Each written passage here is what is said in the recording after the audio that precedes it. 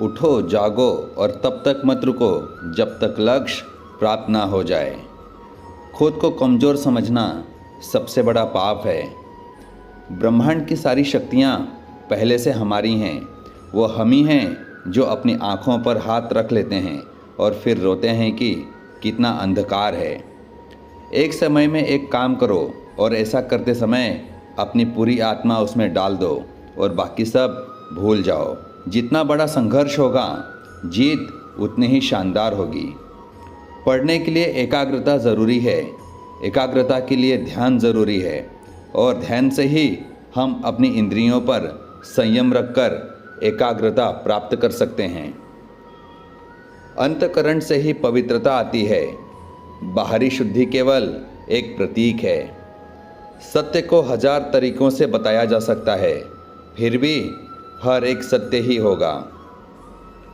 हम वो हैं जो हमें हमारी सोच ने बनाया है, इसलिए इस बात का ध्यान रखिए कि आप क्या सोचते हैं। दिल और दिमाग के टकराव में हमेशा दिल की सुनो।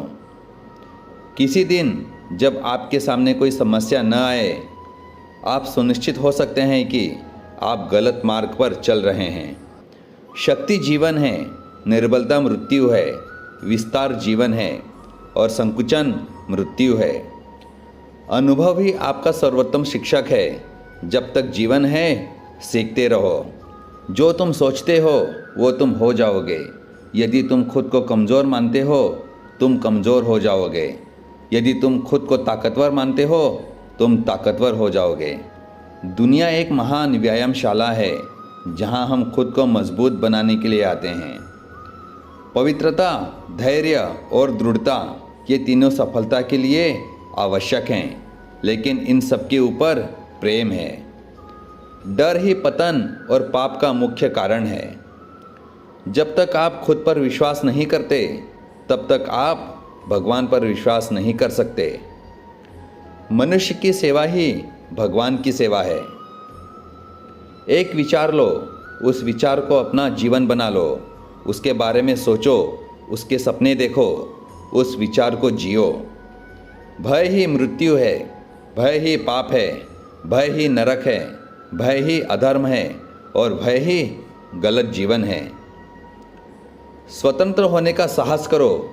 जहाँ तक तुम्हारे विचार जाते हैं वहाँ तक जाने का साहस करो और उन्हें अपने जीवन में उतारने का साहस करो।